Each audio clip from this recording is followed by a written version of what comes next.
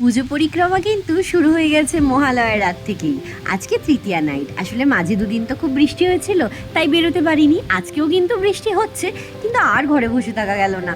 কত পুজো দেখা বাকি আছে এখনো, তাই বৃষ্টি মাথায় নিয়েই বেরিয়ে পড়লাম। অল্প অল্প বৃষ্টি হচ্ছিল তখনও।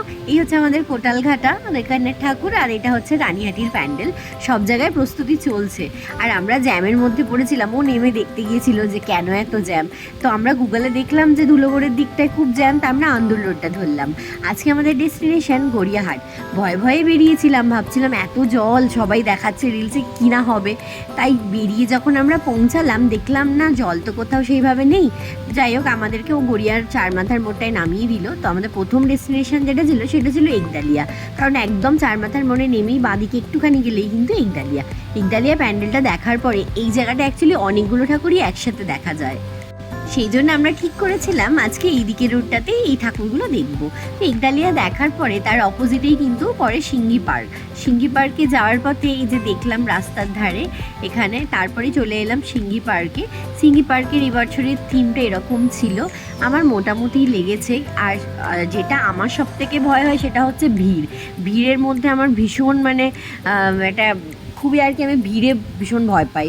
তো ভেবে ভেবেই বেরোই, ভিড় হলে তো ঢুকবোই না। কিন্তু সেইভাবে ভিড় এখনও শুরু হয়নি, তৃতীয়া নাই, তার উপরে ঝমঝমিয়ে বৃষ্টি। আর যেই সময়টা আমরা বেরিয়েছি সেই সময়টাতে বৃষ্টিটা শুরু হয়েছে। এইখানে সিঙ্গি পার্কের যে ঠাকুর একদমই সাবেকি ছোঁয়ায় আর কি যে ঠাকুর হয় সেই রকমই। আর এই ছিল সিঙ্গি পার্কের থিম।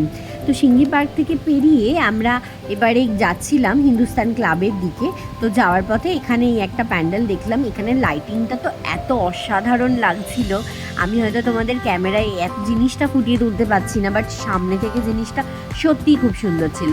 এই একটা প্যান্ডেল ছিল, আমার না সত্যি নামটা ভুলে গেছি যে এটার প্যান্ডেলটার নাম কি। কিন্তু এখানে যে প্যান্ডেলের যে থিমটা ছিল এটাও কিন্তু ভীষণ সুন্দর ছিল, খুবই ভালো লাগছিল আর কি দেখতে। বিশেষ করে এই যে লাইটিংটা এত সুন্দর লাগছিল, আর এখানে প্রতিমাও কিন্তু অসাধারণ ছিল। নেক্সট ব্লগে তোমাদের আবার দেখাচ্ছি আর কোথায় গেলাম।